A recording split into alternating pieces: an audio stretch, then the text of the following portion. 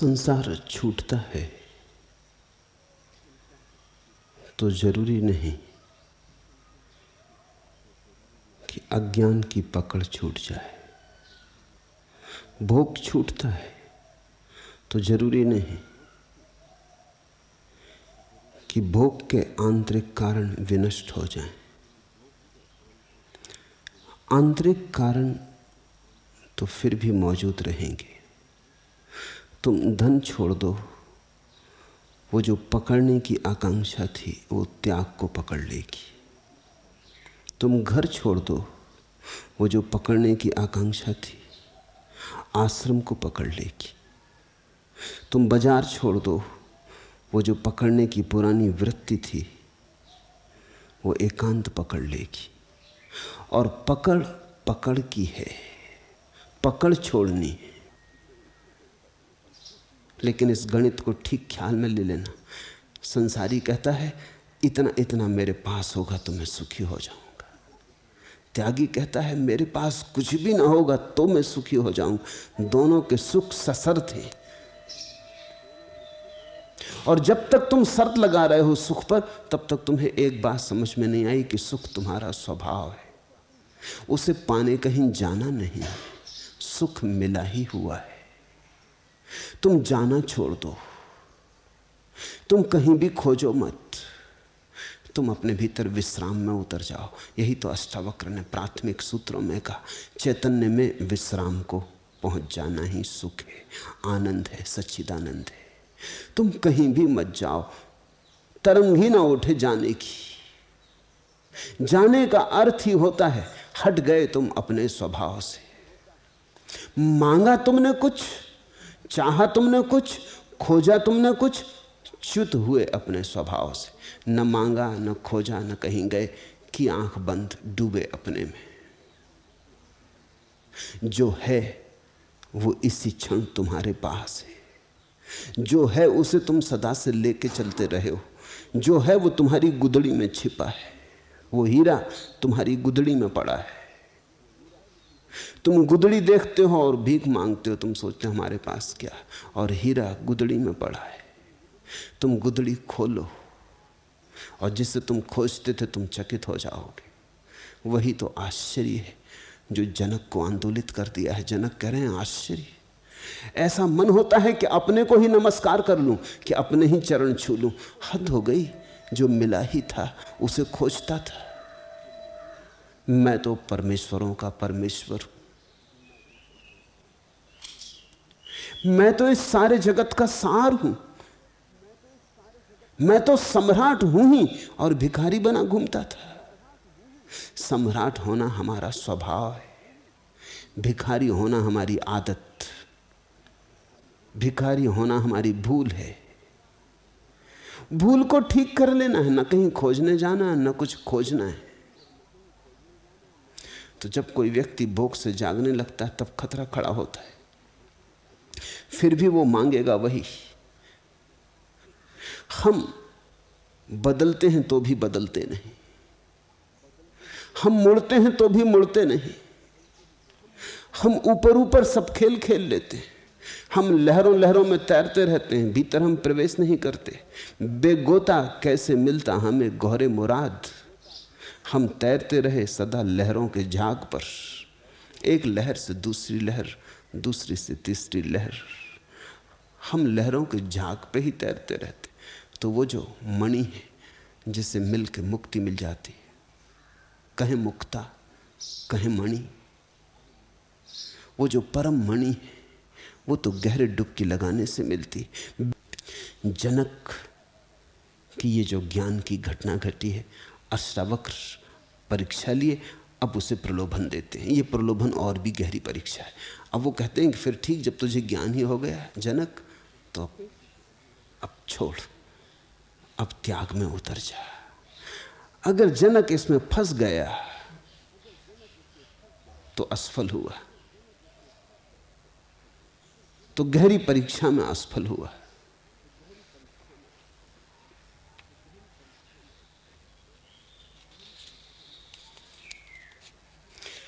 जनक की जगह कोई भी साधारण व्यक्ति होता तो उलझ जाता झंझट में,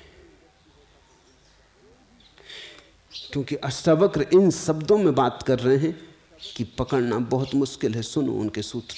अष्टावक्र उवाच न ते संगोऽस्ति केनापि किं शुद्धत्यक्तुम् इच्छसि संगात् विलयं कुर्वन् एवं एव लयं व्रज। अष्टावक्र ने कहा, तेरा किसी से भी संग नहीं। तूने घोषणा कर दी असंग होने की। तेरा किसी से भी संग नहीं है, इसलिए तू शुद्ध है। तू किसको त्यागना चाहता है? इस प्रकार देहाभिमान को मिटाकर तू मोक्ष को प्राप्त हो। बड़ा उलझा हुआ सूत्र है, उकसाते हैं बड़े बारीक नाजुक रास्ते से। पूछते हैं तू शुद्ध है, तेरा किसी से भी कोई संग नहीं है, फिर भी जनक मैं देखता हूं तेरे भीतर त्याग की लहरें उठ रही। तू किसको त्यागना चाहता है? ठीक, अगर त्यागना ही चाहता है तो इस प्रकार के देहाभिमान को त्याग कर तू मोक्ष को प्राप्त हो जा। देहाभिमान को त्याग कर मोक्ष को प्राप्त हो जा। एक तो कहते हैं कि मैं तेरे भीतर त्याग की लहर उठते देखता हूं, धीमी तरंग है, शायद तूने भी अभी पहचानी ना हो, शायद तुझे भी अभी पहचानने में समय लगे। तेरे गहरे अतल में उठ रही है एक लहर, जो थोड़ी बहुत देर बाद तेरी चट्टान से टकराएगी चैतन्य की, और तू जान पाएगा। अभी शायद तुझे खबर भी नहीं। जब मनुष्य के भीतर कोई विचार उठता है तो वो 4 खंडों में बांटा जा सकता है। जब तुम बोलते हो वो आखिरी बात है, बोलने के पहले तुम्हारे कंठ में होता है, तुम जानते हो, साफ साफ होता है क्या बोलना है। तुम भीतर तो परिचित हो गए, भीतर तो तुमने बोल लिया, अभी बाहर प्रकट नहीं किया है। वो तीसरी अवस्था है। उसके पहले दूसरी अवस्था होती जब धुंधला होता है, तुम्हें साफ नहीं होता कि क्या है। ऐसा भी हो सकता है, वैसा भी हो सकता है, शायद हो शायद ना हो, रूपरेखा स्पष्ट नहीं होती, सुबह के धुंधलके में छिपा होता है।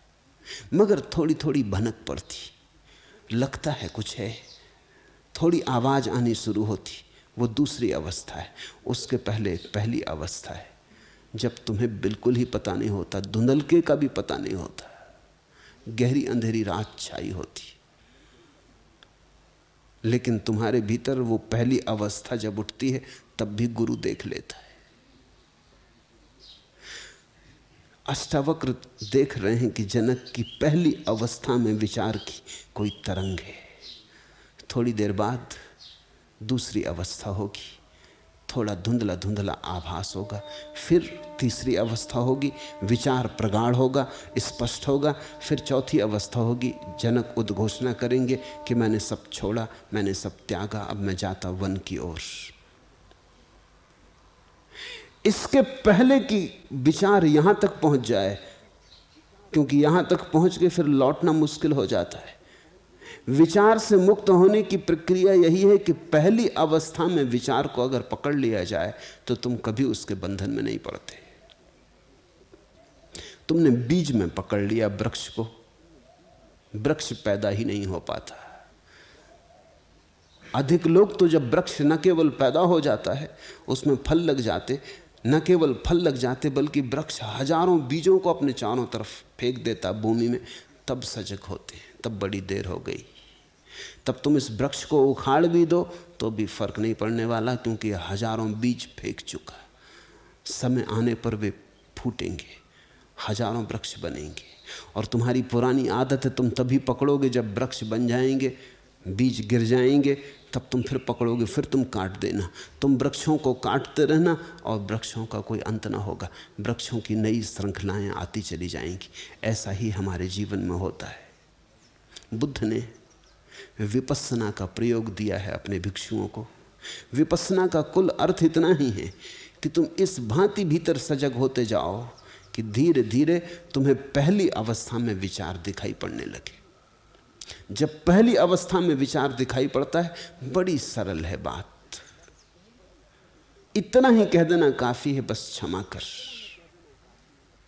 नहीं इच्छा है पढ़ने की इसमें। इतना भाव ही कि नहीं पर्याप्त है और बीज दग्ध हो जाता है। दूसरी अवस्था में थोड़ा कठिन है, थोड़ा संघर्ष करना पड़ेगा। तीसरी अवस्था में और भी कठिन है, संघर्ष करोगी तो भी जीत पाओगे, संदिग्ध है। चौथी अवस्था में तो बहुत मुश्किल है, घोषणा हो चुकी, तुम फंस गए। लौटना करीब करीब असंभव हो जाता है। अब तो फल भोगना पड़ेगा, क्योंकि विचार कर्म बन गया। पहले विचार केवल भाव होता, उसके पहले शून्य में बीज मात्र होता, संभावना मात्र होता। फिर भाव बनता, फिर विचार बनता, फिर अभिव्यक्ति बनता। अभी जनक को शायद पता भी ना हो, या शायद पता चलना शुरू हुआ हो, लेकिन अष्टावक्र को दिखाई पड़ा है, तेरा किसी से भी संग नहीं जनक, तू शुद्ध है, लेकिन फिर भी किसको त्यागना चाहता है? एक काम कर, अगर त्यागना ही है तुझे, अगर त्यागने की जिद ही है, तो देहाभिमान को मिटाकर तू मोक्ष को प्राप्त हो। बड़ा गहरा जाल है। अगर जनक इतना भी कह दे कि हां देहाभिमान का त्याग करना है, तो बात तय हो जाएगी कि कुछ त्याग करना है इसे। कुछ भी त्याग करना हो तो अज्ञान से इसे, फिर अभी ज्ञान की क्रांति नहीं घटी। दिया जल गया और तुम कहो अंधेरे का त्याग करना है, तो फिर दिया जला नहीं। दिया जल जाने पर अंधेरे का कैसा त्याग? दिया जल गया तो अंधेरा तो जा ही चुका, त्याग हो ही चुका। त्याग करना हो तो गलत, त्याग हो जाए तो सही। जो करना पड़े तो कर्ता बन जाते हैं, जो हो जाए तो साक्षी रहते। भोग हुआ, त्याग हुआ। न हमने भोग किया, न हमने त्याग किया। जो होता था होने दिया। हम करते भी क्या? जो होता था होने दिया, देखते रहे, अपने देखने को विशुद्ध रखा। नते संगो अस्ति केनापि किम शुद्ध त्यक्तुम इच्छसि संघात विलयम कुर्वन्नेव मेव लयम ब्रज। ते केन अपि संगा न, तेरा कोई संगी साथी नहीं। छोड़ना किसको चाहता है? कोई संगी साथी होता तो छोड़ देते। समझो, बारीक है सूत्र, समझा तो क्रांति घट सकती है। कोई मेरे पास आता, वो कहता पत्नी बच्चे छोड़ने, तो उसने एक बात तो मान ही ली कि पत्नी बच्चे उसके। कोई मेरे पास आता है, कहता धन छोड़ना, घर द्वार छोड़ना। मैं उससे पूछता हूं, तुझे पक्का है कि वो तेरे हैं? तू न छोड़ेगा तो तेरे रहेंगे, कल तू मरेगा फिर क्या करेगा? मरते वक्त तू कहेगा कि ये मेरे हैं और छूट रहे हैं, ये मामला क्या है? जन्म के पहले तू तो नहीं था, मकान यहीं था। जिस तिजोरी में तूने हीरे भर रखे हैं वो भी यहीं थे, तू नहीं था, वो किसी और के थे। किसी और को भ्रांति थी कि मेरे, अब तुझे भ्रांति है कि मेरे। तू जब नहीं था तब भी थे, तू नहीं रहेगा तब भी होंगे। छोड़ेगा तू? छोड़ना तो तभी घट सकता है जब तुझे पक्का हो कि ये मेरे हैं, तो छोड़ना संभव है। अगर मेरे नहीं है तो छोड़ेगा कैसे? छोड़ने में तो मालकियत का दावा जारी है। जिस आदमी ने कहा मैंने छोड़ दिया संसार, वो आदमी अभी छोड़ नहीं पाया, क्योंकि छोड़ने में भी दावेदार मौजूद है। वो कहता मैंने छोड़ा, तो उसने पहली भ्रांति को अभी भी पकड़ा हुआ है कि मेरा था। जो मेरा हो तो छोड़ा जा सकता है। ते केन अपि संगाना अतः शुद्धा, बड़ा अद्भुत सूत्र है, बड़े वैज्ञानिक सूत्र है। तेरा कोई संगी नहीं, साथी नहीं, तेरी कोई मालकियत नहीं, तेरी कोई वस्तु नहीं, अतः शुद्धा, इसलिए तू शुद्ध है। क्योंकि मालकियत भ्रष्ट करती है। तुमने देखा, जिस चीज पे मालकियत कायम करो उसी की मालकियत तुम पे कायम हो जाती है। बनो किसी स्त्री के स्वामी और वो तुम्हारी मालिक हो गई। बनो मकान के मालिक और मकान तुम्हारा मालिक हो गया। अष्टावक्र कहते हैं तेरा कोई नहीं, तू किसी का नहीं, अकेला है, अतः शुद्ध।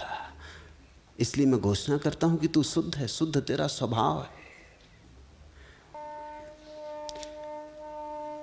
प्रत्येक वस्तु जैसी है अपने में शुद्ध है। तो शुद्ध का अर्थ हुआ स्वभाव में होना, विशुद्ध का अर्थ हुआ परभाव में होना। जब भी तुम पर का भाव करते हो विशुद्धता खो जाती, अशुद्ध हो जाते हो। धन चाहा तो तुम्हारी चेतना में धन की छाया पड़ने लगी। पद चाहा तो पद की छाया पड़ने लगी। प्रतिष्ठा चाहिए तो प्रतिष्ठा की छाया पड़ने लगी। जब तक तुमने कुछ चाहा, चाह का अर्थ ही है अपने से अन्यथा की चाह। स्वयं को तो कौन चाहता है, स्वयं तो तुम हो ही, चाहने को कुछ है नहीं। इसलिए तो लोग आत्मा को चूकते चले जाते हैं, क्योंकि आत्मा को कोई चाहेगा क्यों? आत्मा तो है ही। जो नहीं है उसे हम चाहते हैं, जो हम नहीं हैं उसे हम चाहते हैं, और उसकी चाह ही हमें अशुद्ध करती। ते केन अपि संगाना अतः शुद्धा, तू शुद्ध है जनक, क्योंकि तेरी कोई चाह नहीं। किम त्यक्तुम इच्छसी, लेकिन तेरे भीतर मैं देखता हूं इच्छा पैदा हो रही त्याग की। किसे तू छोड़ना चाहता है? किसे? क्योंकि छोड़ने में भ्रांति मेरी है, ऐसी तो रहेगी ही। इतना जान लेना काफी है कि मेरा कुछ भी नहीं, त्याग हो गया। न कहीं भागना है, न कहीं जाना है। तुम जहां हो वहीं बैठे बैठे, किसी को कानो कान खबर भी ना होगी। पत्नी पास ही बैठी रहेगी, बच्चे वहीं खेलते रहेंगे, दुकान चलती रहेगी, ग्राहक आते जाते रहेंगे। तुम वहीं बैठे बैठे इस छोटे से बोध के दिए से मुक्त हो जा सकते हो कि मेरा कुछ भी नहीं। किम त्यक्तुम इच्छसी, तू किसे छोड़ने की इच्छा कर रहा? तेरे भीतर में एक इच्छा का अंकुर उठते देखता हूं।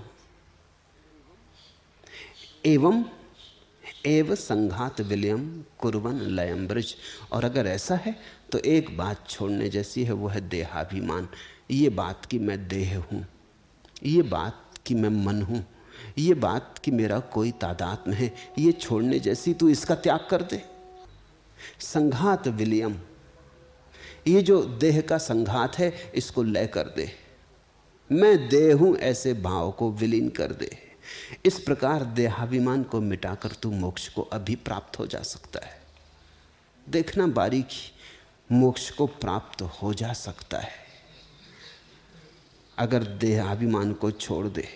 फिर कारणकारी की दुनिया बनाई जा रही, फिर उसे कहा जा रहा है कि ये कारण है, देह का अभिमान छूट जाए तो मोक्ष फल है। मोक्ष फल नहीं है। मोक्ष के लिए कुछ करना जरूरी नहीं है, मोक्ष तुम्हारा स्वभाव है। मगर जनक भी अद्भुत कुशल व्यक्ति रहे होंगे, उनके सूत्र शीघ्र ही आएंगे, तब तुम समझोगे उन्होंने कैसा अद्भुत उत्तर दिया। उदेति भवतो विश्वं वारिदेरिभूद्बद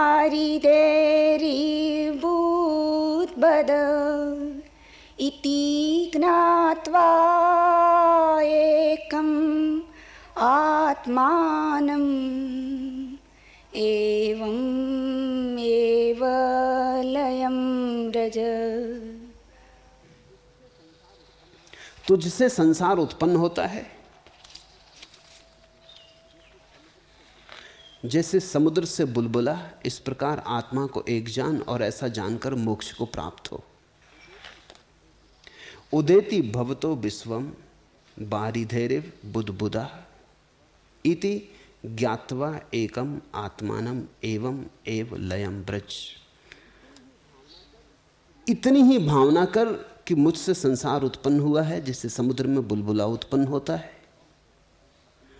और अपने को और जगत को, स्वयं को और समष्टि को एक मानकर, एक जानकर तू मोक्ष को प्राप्त हो जाए। मोक्ष तो है ही, तुम कुछ ना करो, मोक्ष है। जब तुम कुछ भी नहीं करते होगे, उसी क्षण तुम्हें दिखाई पड़ेगा कि करने से ऊर्जा मुक्त हुई कि फिर क्या करेगी, फिर देखेगी। कर्ता में ऊर्जा उलझी रहे तो साक्षी नहीं बन पाती। वही ऊर्जा जब कर्ता में नहीं उलझी होती, कुछ करने को नहीं होता, तो साक्षी बन जाती। मोक्ष तभी आएगा जब तुम ऐसी घड़ी में होगे जब कुछ भी नहीं कर रहे, तब अचानक उतर आता है वो परम आशीष, बरस जाता है, एकदम प्रसाद सब तरफ खड़ा हो जाता। क्योंकि मोक्ष तो प्रत्येक का स्वभाव है, तुम्हारे करने पर निर्भर नहीं। लेकिन गुरु देखता है अगर कोई वासना करने की थोड़ी बहुत शेष रह गई, उसको भी निपटा लो। तुझसे संसार उत्पन्न होता है जैसे समुद्र से बुलबुला, इस प्रकार आत्मा को एक जान और ऐसा जानकर मोक्ष को प्राप्त हो। इति ज्ञात्वा एकम आत्मानम एवं एव लयम ब्रज। वो कहते तू एक काम कर ले, इतना जान ले कि आत्मा सर्व के साथ एक है। प्रत्यक्षम अपि अवस्तुत्वात् विश्वं नास्ति अमले त्वयि रज्जु सर्प इव व्यक्तम् एवं एव लयं व्रज। दृश्यमान जगत प्रत्यक्ष होता हुआ भी रज्जु सर्प की भांति तुझ शुद्ध के लिए नहीं है, इसलिए तू निर्वाण को प्राप्त हो। ये सब भ्रांति है, इस सब भ्रांति से जाग, निर्वाण को प्राप्त हो। ये सब सपना है, जैसे रस्सी में सांप दिखाई पड़ जाए।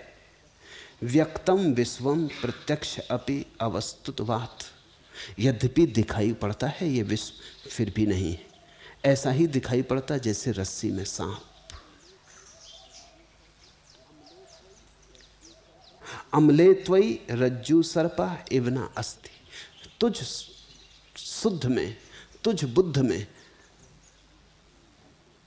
कोई भी मल, कोई भी दोष नहीं है। अगर दोष दिखाई भी पड़ता हो तो वो भी रज्जु में सर्पवत है। एवं एव लयम ब्रज। ऐसा जानकर तू लय को प्राप्त हो जा, तू निर्वाण को प्राप्त हो जा। दो तरह के लोग हैं संसार में। जो बहुत सक्रिय प्रवृत्ति के लोग हैं, वो तो संसार से छूटते ही त्याग में लग जाते। जो थोड़ी निष्क्रिय प्रवृत्ति के लोग हैं, विचारक वृत्ति के लोग हैं, वो संसार से छूटते ही ज्ञान में लग जाते। मगर दोनों ही अड़चने हैं, दोनों ही अवरोध है। न तो यहां कुछ जानने को है, न यहां कुछ करने को है। ज्ञाता तुम्हारे भीतर छुपा है, जानना क्या है? जानने वाला तुम्हारे भीतर बैठा है, सबको जानने वाला तुम्हारे भीतर बैठा है, जानना क्या है? समा दुःख सुख पूर्णा आशा नैराश्ययो समा समजीवित मृत्यु सन् एवं एव लयं व्रज। ये अध्यात्म के आत्यंतिक उद्घोष हैं इसलिए तुम्हें कठिन भी मालूम पड़े तो भी समझने की कोशिश करना। दुख और सुख जिसके लिए समान है, जो पूर्ण है, जो आशा और निराशा में समान है, जीवन और मृत्यु में समान है, ऐसा होकर तू निर्वाण को प्राप्त हो। सम दुख सुखा पूर्ण आशा नैरास्यो समा। सुख दुख जिसे समान दिखाई पड़े, आशा निराशा जिसे समान दिखाई पड़े, यही तो वैराग्य की परिभाषा है। सम जीवित मृत्यु, मृत्यु और जीवन भी जिसे समान मालूम पड़े, सन्नेव मेव लयम ब्रज, ऐसा जानकर तू निर्वाण को प्राप्त कर ले जनक। फिर एक लक्ष्य दे रहे हो उसे, या तो त्याग दे देहाभिमान, और या मैं स्वयं परम ब्रह्म हूं, आत्मा हूं, आत्मा सर्व से एक है, ऐसे ज्ञान को पकड़ ले। ये दो रास्ते हैं तेरे मुक्त हो जाने के। अब जनक के सूत्र हैं, ये बड़े अनूठे सूत्र हैं। ऐसा लगता है जैसे जनक की गहराई में उतर के अष्टावक्र ने कहे होंगे। ऐसा लगता है कि जैसा अष्टावक्र चाहते होंगे ठीक वैसा जनक ने प्रत्युत्तर दिया है। ऐसा शिष्य पाना दुर्लभ है। जनक उवाच आकाशवदन्तोऽहं घटवत् प्राकृतं जगत् इति ज्ञानं तथैतस्य न त्यागो न ग्रहो लयः। जनक ने कहा, मैं आकाश की भांति हूं, संसार घड़े की भांति प्रकृति जन्य है, ऐसा ज्ञान है, इसलिए न इसका त्याग है और न ग्रहण है और न लय है। बड़ी क्रांति की बात कही जनक ने। नाच उठे होंगे अष्टावक्र, माना कि उनका शरीर 8 जगह से टेढ़ा था, लेकिन इस क्षण रुक ना सके होंगे, नाचे होंगे। ये तो परम कमल खिला, सहस्त्रार खिला। आकाश वदंतो अहम घटवत प्राकृतम जगत, मैं हूं आकाश की भांति। संसार तो घड़े की भांति है, बनता और मिटता रहता, आकाश पर इसका कोई परिणाम नहीं। संसार उठते हैं, बनते हैं, मिटते हैं, जैसे सपने बनते उठते मिटते हैं, लेकिन साक्षी तो आकाश जैसा शुद्ध बना रहता। मुझे कोई चीज अशुद्ध कर ही नहीं सकती, इसकी घोषणा की जनक ने। इसलिए आप ये तो बात ही छोड़ दें कि मैं शुद्ध होके और मुक्ति को प्राप्त हो जाऊं। मैं कभी अशुद्ध हुआ ही नहीं। इति ज्ञानम, ये बड़ी अद्भुत बात है। जनक कहते हैं मैं आकाशवत हूं, इति ज्ञानम, यही ज्ञान है। अब और किस ज्ञान की आप मुझसे कह रहे हैं कि मैं ज्ञान को पालूं, ज्ञान को खोज लूं? ज्ञान हो गया। इति ज्ञानम तथे तस्य न त्यागो न ग्रहो लया। सारे आध्यात्मिक साहित्य में ऐसा सूत्र तुम न खोज सकोगे। ऐसा तो बहुत से शास्त्र हैं जो कहते हैं न भोग है न त्याग है, लेकिन जनक कहते हैं न भोग है न त्याग है न मोक्ष, लय भी नहीं है। ये तीसरी बात सोचने जैसी है। मैं आकाश की भांति हूं, संसार घड़े की भांति प्रकृति जन्य है, घड़े बनते मिटते रहते हैं। घड़ा जब बन जाता है तो घड़े के भीतर आकाश हो जाता है, घड़े के बाहर हो जाता है। घड़ा फूट जाता है, भीतर का आकाश बाहर का आकाश फिर एक हो जाते हैं। शायद जब घड़ा बना रहता है तब भी बाहर और भीतर के आकाश अलग नहीं होते, क्योंकि घड़ा पोरस है, छिद्रों से आकाश जुड़ा हुआ है। आकाश छिन्न भिन्न नहीं होता, खंडित नहीं होता। तुम तलवार से आकाश को काट तो नहीं सकते। सब सीमाएं काल्पनिक है, बनाई हुई है। आकाश पर कोई रेखा खिंचती नहीं। मैं आकाश की भांति हूं, ऐसा ज्ञान है। इति ज्ञानम, इसलिए न इसका त्याग है, न इसका ग्रहण है और न लय है। महोदधीरीवाहं स प्रपंचो विचिसन्निवे इति ज्ञानं तथैतस्य न त्यागो न ग्रहो लय। मैं समुद्र के समान हूं, यह संसार तरंगों के सदृश्य है, ऐसा ज्ञान है। इसलिए न इसका त्याग है, न इसका ग्रहण है और न इसका लय है। महो दधि वारी वहम सब प्रपंचो वीचि सन्निधा इति ज्ञानम तथे तस्य न त्यागो न ग्रहो लया। महोदधि,